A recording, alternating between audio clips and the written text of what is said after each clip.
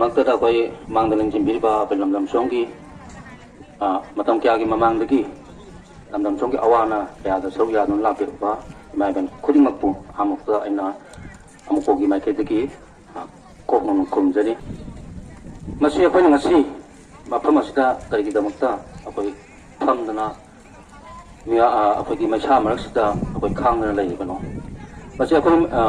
ꯃꯁꯤ ꯃꯅꯤꯄꯨꯔꯗ ꯑꯩꯈꯣꯏ ꯊꯣꯛꯍꯟꯅꯤꯡꯗꯕ ꯊꯧꯗꯣꯛ ꯃꯌꯥꯝ ꯑꯃ ꯑꯩꯈꯣꯏ ꯂꯦꯞꯇꯅ ꯁꯨꯝ ꯊꯣꯛꯆꯜꯂꯛꯄ ꯁꯤ ꯃꯌꯥꯝꯁꯤ ꯑꯩꯈꯣꯏ ꯐꯅꯅꯕ ꯃꯁꯤ ꯇꯧꯕꯤꯒꯅꯨ ꯍꯥꯏꯕ ꯋꯥꯈꯜꯂꯣꯟ ꯑꯗꯨꯗ ꯃꯌꯥꯝꯁꯨ ꯊꯝꯕ ꯑꯣꯏꯕꯤꯔꯝꯒꯅꯤꯅ ꯑꯗꯨꯃꯥꯏꯅ ꯈꯟꯖꯩ ꯑꯗꯨꯒ ꯃꯁꯤ ꯑꯩꯈꯣꯏꯅ ꯃꯣꯠꯇ ꯑꯩꯈꯣꯏꯅ ꯁꯨꯃꯥꯏꯅ ꯁꯨꯝ ꯍꯤꯡꯗꯅ ꯑꯩꯈꯣꯏ ꯁꯨꯃꯥꯏꯅ ꯁꯨꯝ ꯈꯥꯡꯗꯅ ꯑꯩꯈꯣꯏ ꯀꯌꯥꯝ ꯀꯨꯏꯅ ꯈꯥꯡꯕ ꯉꯝꯈꯤꯗꯣꯔꯤꯒꯦ ꯁꯤꯃꯁꯨ ꯑꯩꯈꯣꯏ ꯋꯥꯍꯪ ꯑꯃ ꯑꯩꯈꯣꯏꯗ ꯊꯣꯛꯂꯛꯏ ꯃꯔꯝ ꯑꯗꯨꯅ ꯑꯩꯈꯣꯏꯅ ꯁꯨꯝ ꯌꯦꯡꯖꯔꯛꯄꯗ ꯑꯩꯈꯣꯏ 1949ꯗꯒꯤ ꯑꯩꯈꯣꯏ ꯃꯅꯤꯄꯨꯔꯁꯤ ꯏꯟꯗꯤꯌꯥ ꯒꯣꯔꯃꯦꯟꯗ ꯏꯟꯗꯤꯌꯥꯅ ꯑꯩꯈꯣꯏ ꯅꯝꯗꯅ ꯂꯧꯁꯤꯟꯕꯤꯈ꯭ꯔꯦ ꯑꯩꯈꯣꯏ ꯃꯥꯔꯖꯔ ꯇꯧꯕꯅꯤ ꯍꯥꯏ ꯑꯦꯅꯦꯛꯁꯦꯁꯔꯅꯤ ꯍꯥꯏꯅ ꯑꯗꯨꯃꯥꯏꯅ ꯊꯝꯕꯤꯔꯤꯗꯨꯅꯤ ꯑꯗꯨ ꯃꯇꯝꯗꯨꯗ ꯑꯩꯈꯣꯏ ꯃꯅꯤꯄꯨꯔꯒꯤ ꯃꯤꯌꯥꯝꯁꯤ ꯑꯗꯨꯝ ꯌꯥꯅꯤꯡꯗꯕꯅ ꯑꯌꯥꯝꯕꯅꯤ ꯌꯥꯅꯤꯡꯕ ꯈꯔꯗꯤ ꯌꯥꯎꯏ ꯀꯥꯏꯅ ꯊꯝꯖꯣꯏ ꯀꯥꯏꯅ ꯑꯩꯈꯣꯏꯅ ꯁꯨꯝ ꯇꯥꯈꯤꯕꯗꯤ ꯂꯩ ꯑꯗꯨ ꯄꯨꯝꯅꯃꯛꯇꯨ ꯑꯩꯈꯣꯏ ꯌꯥꯅꯤꯡꯗ ꯑꯩꯈꯣꯏ ꯄꯨꯟꯈ꯭ꯔꯒꯁꯨ ꯈꯔ ꯐꯒꯗ꯭ꯔꯥ ꯑꯩꯈꯣꯏ ꯃꯅꯤꯄꯨꯔꯁꯤ ꯆꯥꯎꯈꯠꯄ ꯑꯩꯈꯣꯏ ꯅꯨꯡꯉꯥꯏ ꯌꯥꯏꯕꯤ ꯃꯔꯥꯡ ꯀꯥꯏꯕ ꯑꯩꯈꯣꯏ ꯂꯝꯗꯝ ꯑꯃ ꯑꯣꯏꯍꯟꯒꯗ꯭ꯔꯥ ꯈꯜꯂꯒ ꯑꯁꯨꯝ ꯂꯥꯛꯄꯁꯤꯗ ꯑꯩꯈꯣꯏꯕꯨ ꯂꯧꯁꯤꯟꯕꯤꯔꯤꯕ ꯑꯗꯨꯒꯨꯝꯂꯕ ꯏꯟꯗꯤꯌꯥ ꯒꯣꯔꯃꯦꯟꯅꯗꯤ ꯃꯁꯤꯒꯤ ꯊꯕꯛꯁꯤ ꯑꯩꯈꯣꯏ ꯉꯁꯤꯐꯥꯎꯗ ꯑꯩꯈꯣꯏ ꯇꯧꯕꯤꯗ꯭ꯔꯦ ꯃꯁꯤꯒꯤ ꯃꯇꯤꯛ ꯆꯥꯕ ꯑꯩꯈꯣꯏ ꯈꯨꯗꯝ ꯍꯥꯏꯕꯨ ꯑꯩꯈꯣꯏꯅ ꯍꯦꯛ ꯏꯟꯗꯤꯌꯥꯗ ꯍꯦꯛ ꯇꯤꯟꯈꯤꯕ ꯃꯇꯨꯡꯗꯒꯤꯗꯤ ꯑꯩꯈꯣꯏꯒꯤ ꯂꯩꯔꯤꯕ ꯑꯩꯈꯣꯏꯒꯤ ꯂꯩꯉꯥꯛꯄꯒꯁꯤ ꯃꯈꯣꯏꯅ ꯂꯣꯏꯅꯃꯛ ꯁꯤꯟꯖꯤꯟꯗꯅ ꯑꯩꯈꯣꯏ ꯌꯥꯝ ꯇꯨꯁꯟ ꯃꯥꯟꯁꯣꯜꯍꯟꯅ ꯑꯩꯈꯣꯏ ꯌꯦꯜꯍꯧꯃꯤ ꯑꯣꯏꯖꯔꯤꯕ ꯑꯩꯈꯣꯏ ꯂꯝ ꯂꯩꯖꯔꯤꯕ ꯑꯩꯈꯣꯏ ꯃꯩꯇꯩ ꯍꯥꯏꯕ ꯇꯥꯔꯦ ꯑꯣꯔ ꯅꯠꯇ꯭ꯔꯒꯁꯨ ꯌꯦꯜꯍꯧꯃꯤ ꯑꯣꯏꯅ ꯃꯅꯤꯄꯨꯔꯒꯤꯗꯃꯛꯇ ꯑꯩꯈꯣꯏ ꯀꯥꯏꯕ ꯄꯥꯝꯗꯅ ꯂꯩꯖꯔꯤꯕ ꯈꯨꯗꯤꯡꯃꯛꯁꯦ ꯇꯨꯁꯟ ꯃꯥꯟꯁꯣꯜꯍꯟꯗꯅ ꯂꯩꯔꯛꯂꯤꯕꯁꯦ ꯑꯩꯈꯣꯏ ꯀꯨꯏꯔꯦ ꯃꯁꯤ ꯈꯨꯗꯝ ꯍꯥꯏꯕꯨ ꯑꯩꯈꯣꯏ ꯀꯥꯡꯂꯨꯞ ꯑꯃꯗ ꯑꯃꯨꯛ ꯇꯣꯡꯁꯟ ꯑꯩꯈꯣꯏ ꯀꯥꯡꯂꯨꯞꯁꯤꯡꯗꯣ ꯑꯩꯈꯣꯏꯅ ꯃꯤꯡ ꯑꯣꯏꯅ ꯄꯟꯖꯗ꯭ꯔꯕꯁꯨ ꯏꯃꯥ ꯏꯕꯦꯟꯁꯤꯡꯅꯁꯨ ꯑꯗꯨꯝ ꯈꯪꯉꯒ ꯂꯩꯕꯁꯤꯅꯤ ꯃꯈꯣꯏꯅ ꯑꯃꯨꯛ ꯃꯅꯤꯄꯨꯔꯁꯤ ꯀꯥꯏꯅꯅꯕ ꯃꯅꯤꯄꯨꯔꯗ ꯏꯪ ꯆꯤꯛꯅ ꯑꯩꯈꯣꯏ ꯂꯩꯖꯔꯤꯕ ꯃꯌꯥꯝꯁꯤ ꯂꯩꯍꯟꯗꯅꯕꯒꯤꯗꯃꯛꯇ ꯃꯈꯣꯏꯅ ꯑꯗꯨꯃꯥꯏꯅ ꯑꯃꯨꯛ ꯏꯟꯁꯤꯟꯗꯅ ꯁꯤꯁꯄꯦ ꯑꯃꯨꯛ ꯇꯧꯏ ꯃꯈꯜ ꯑꯃꯨꯛ ꯇꯧꯏ ꯃꯗꯨ ꯑꯃꯨꯛ ꯈꯔ ꯑꯃꯨꯛ ꯒ꯭ꯌꯥꯟ ꯇꯥꯕ ꯈꯔ ꯑꯃꯨꯛ ꯌꯥꯎꯔꯛꯄ꯭ꯔꯥ ꯀꯩꯅꯣ ꯑꯩꯈꯣꯏꯒꯤ ꯍꯥꯟꯅ ꯇꯣꯡꯉꯤꯕ ꯀꯥꯡꯕꯨꯗꯨꯅꯁꯨ ꯈꯔ ꯒ꯭ꯌꯥꯟ ꯇꯥꯔꯛꯄ꯭ꯔꯥ ꯀꯩꯅꯣ ꯃꯣꯏꯁꯦ ꯑꯃꯨꯛ ꯌꯥꯔꯣꯏꯅ ꯈꯟꯗꯅ ꯑꯃꯨꯛ ꯀꯥꯡꯂꯨꯞ ꯑꯃꯗ ꯑꯃꯨꯛ ꯇꯣꯡꯁꯤꯜꯂꯀꯥꯟꯗ ꯑꯩꯈꯣꯏ ꯍꯧꯈꯤꯕ ꯃꯦꯗꯒꯤ ꯑꯩꯈꯣꯏ ꯃꯃꯥꯡꯒꯤ ꯆꯍꯤ 3 ꯐꯥꯖꯤꯜꯂꯛꯀꯗꯧꯕꯅꯤ ꯃꯦ 3ꯗꯒꯤ ꯁꯨꯃꯥꯏꯅ ꯑꯃꯨꯛ ꯇꯣꯡꯁꯤꯟꯗꯅ ꯃꯅꯤꯄꯨꯔꯁꯤ ꯏꯪꯅ ꯆꯤꯡꯅ ꯑꯩꯈꯣꯏ ꯁꯥꯟꯇꯤ ꯑꯣꯏꯅ ꯂꯩꯖꯔꯤꯕ ꯏꯔꯝꯗꯝꯁꯤ ꯑꯗꯨꯛꯀꯤ ꯃꯇꯤꯛ ꯑꯩꯈꯣꯏ ꯇꯪꯗꯨ ꯂꯩꯇꯥꯍꯟꯗꯕ ꯐꯤꯕꯝꯁꯤꯗ ꯑꯩꯈꯣꯏ ꯑꯗꯨꯝ ꯂꯥꯛꯂꯤ ꯑꯗꯨꯅ ꯃꯌꯥꯝꯕꯁꯤꯡ ꯃꯁꯤ ꯁꯨꯃꯥꯏꯅ ꯁꯨꯝ ꯇꯧꯗꯅ ꯑꯩꯈꯣꯏꯁꯤ ꯀꯌꯥꯝ ꯀꯨꯏꯅ ꯈꯥꯡꯕ ꯉꯝꯒꯗꯣꯏꯅꯣ ꯍꯥꯏꯕꯁꯤꯒꯤ ꯋꯥꯍꯪꯁꯤ ꯑꯩꯈꯣꯏ ꯊꯃꯣꯏꯗꯁꯨ ꯑꯗꯨꯝ ꯐꯥꯎꯖꯩ ꯏꯃꯥ ꯏꯕꯦꯟꯁꯤꯡꯗꯁꯨ ꯑꯗꯨꯝ ꯐꯥꯎꯕꯤꯔꯝꯒꯅꯤ ꯈꯜꯂꯤ ꯑꯗꯨꯅ ꯃꯁꯤꯗꯒꯤ ꯑꯩꯈꯣꯏ ꯀꯣꯛꯅꯅꯕ ꯑꯩꯈꯣꯏ ꯂꯝꯕꯤꯁꯤ ꯂꯩꯇ꯭ꯔꯕ꯭ꯔꯥ ꯍꯥꯏꯕꯗꯤ ꯑꯗꯨꯝ ꯂꯩꯒꯗꯣꯏꯅꯤ ꯑꯗꯨꯕꯨ ꯑꯩꯈꯣꯏ ꯃꯌꯥꯝ ꯁꯤꯗ ꯁꯨꯝꯕꯁꯤꯡꯁꯤ ꯍꯦꯛ ꯍꯥꯏꯕ ꯌꯥꯕ ꯌꯥꯗꯕꯁꯨ ꯁꯨꯝ ꯂꯩ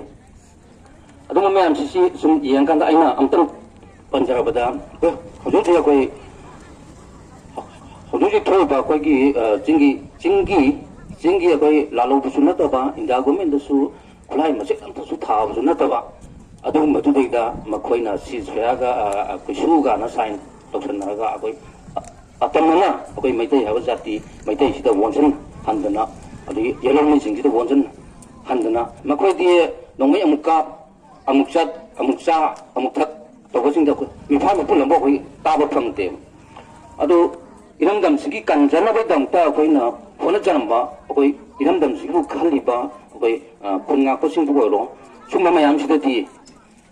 खितंग अखोना नोंगे यंग तक कापुबदा नद खुन नाकोसिंग नद कयुमन तौरुबदा फादगी पुंदगी मसिद तौर कोय एक पांजनदगी सुमाइना अखो म्यामसी पुरा अखोगी कयता अखोय लेंग बखोपन ngमहंदबगी मोंगदा अखोय थंबीरेब असे नायक चफुदा अखोय अमु फानिंग मतमदा फाबा हानिंग मतमदा हापा याबई मोंगदा सुमाइन सुम अखोय थंबसे मसी अमुगोना सु अखोय होना जबा याबा होना जदना होजी अखोय माइबेंसिंग सुम खंबीदोंगी नहान सोंगी साइट ओइबा मयागी दिलीग सतना खोतना सिंगम योपदा खरा दुमदांग तौना खोतना असोकम म्याम यावना खोतना तुमदि म्याम दो मधु सोपीदना खोपीदना सोपना खोतना याव म्याम दो मधु इरमदम से काय बनमी तम इरमदम द मोइन वोट पी रो मैम से असिगी मसिग मैम से कोहन नबदम द अखोइना मदुगी दाबी तो तान अखोइ इमाइबन मैम से सोपने मदु सोप पसिंग दो कोई याम लुन लौजै मतम अमदा कोई नोंमत नोंमदी कोई इरमदम से नोंगायबी मनांग कायबा लमदम अमा ओयनबगीदमता कोई मखन खुदिंगी कोई लेपल लेतना अदुम जंक्शन जरी जंक्शन जगी किनी अदुगा अइना टेंशन जरपता अखोइ से अदुमाय तौना सुदा लैरिबा कांगुसिना अखोइ थे कापम इरांग से खितंग निंदरे तोरगा मोय एत सिनारगा सुदा नोमें कापन अखोइ सुमाय लांगहन मैम से मतम मांगबीबा दे सेमिलोन खंगदि मखन खन मैम अखोइ सुमाय लेदी सुम सोफा गबेनेबा सुम मैम सितगी अखोइ कन्बे याबा लंबी लेतमते ले सुमाय तौना कोई सोदा यावबसिंगसिना मखोइगी बेकिंग दा इंडिया गवर्नमेंट ना लेदुना अखोइ द लंगा अखोइ द कापनिंग मतम काफन बगुम अदुगा केमता सु मोइ मिफा मिपुन तौन ngam सुमाय लेबगुम अखोइ मणिपुरगी सु इंडिया गवर्नमेंट दगी तादबा इंडिया गवर्नमेंट दगी हेन मपांग कनबा अदुमबा सुपर पावर मा अखोइगा लोइना दबा याबदबी तंजा दु लेरब्रा हाइबसी आई मसिगी माइबेन सिंदा मिना को ओइना बा आई मसिमतंग आई थमजगे इंडिया गवर्नमेंट दगी हेन मपांग कनबा अदुमबा पृथ्वीगी सुपर पावर सिंगी मनुंग लेबा बेट ऑफ वॉर फाइबा अदुमबा लेबा सिंग अमगा अखोइगा मदुमाइना मरी दु लेनरबा मतुंगा सुमाइना सुम अखोइ लेसु लेबा खले दसु अखोइ मिगी पॉपुलेशन गी लांगसु हालै अखोइ मियोइ लाख कुंथ्रा नु लेजबा सिदा लाख हुंफुम चंगजलागा लाख हुंफुदुना अदुम तंग तौइबा याबगी लंबी से हजि मा लेरिबा एनआरसी बु ओइरो दगी kai एनआरसी तौदना सेंसस तौनी गान मखन मखन गी हाइजल कुमयाम सिना ताकपति अखोइना थांगसरिबा अखोइ यलोमी अखोइना अखोइगी दमता खंजरगा थांगसरिबा मैम से इंडिया गवर्नमेंट कासु खंदिदना नखोइदी मुटखसु यार हाबि वाकलोंदा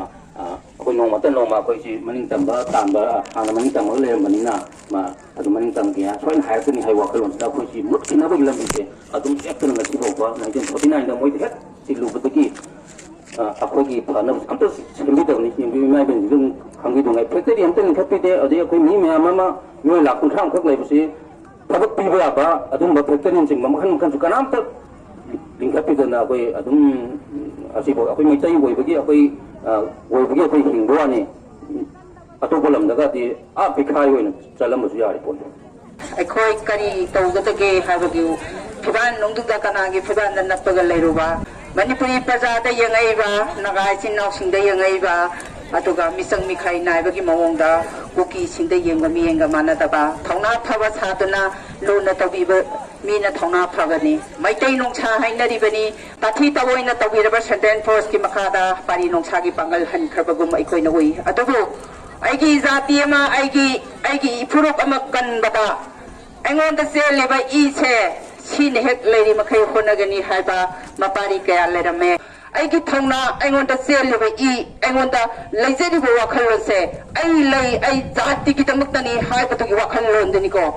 नहान अखोइगी आंगांसिंगना संसनबदो दरंगलाउबीदा सुमनगी खुबांगना संगिबनी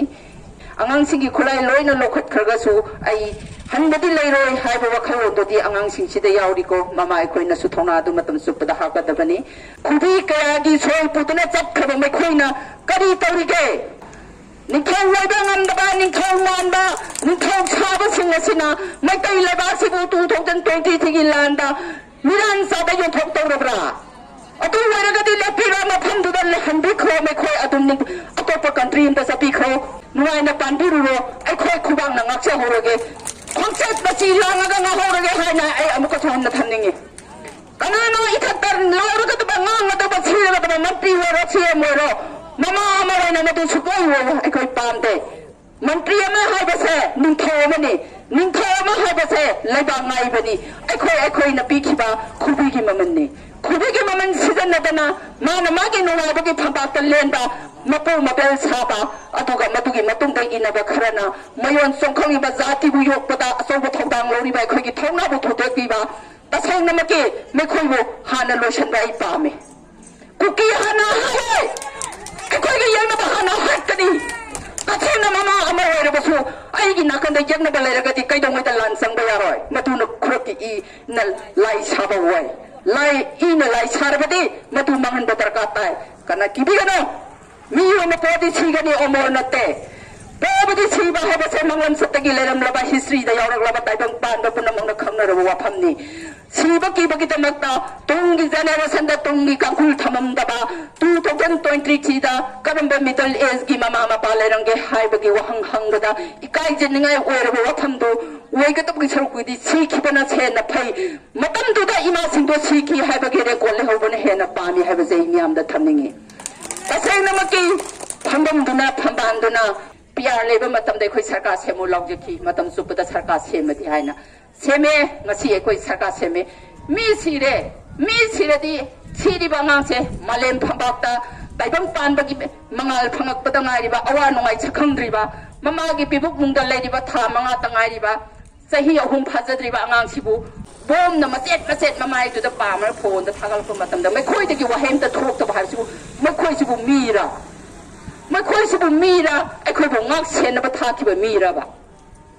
मैं कोई न खल्ली बसे करीनो सोकी दुरा पैसा दुरा करीनो हाइबा मा ए कोई म्याम खंगमिन बम दरका ओइरे हजिति मथंगी भोट गाइ दिब्रा भोट न करी पोरक दौरिबा करम्बा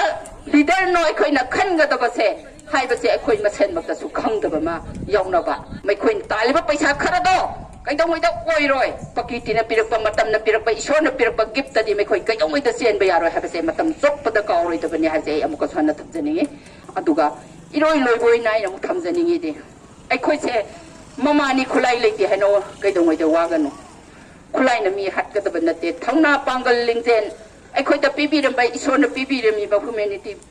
वारम यावजरिबसे मफम मतम चाना सिजनरबा पृथ्वी कनादा सोखोइ माइखिब लेरोइ हाइबसे मियामदा थमजनिगे यूनिटी ओइबा पुसेन खुजेन मानबा नुसिनबा मतम सुपदा अखोइ पाउ फाउनबदो ओइमिनसे हारगा मयामदगी मुक्तेन सिनजरे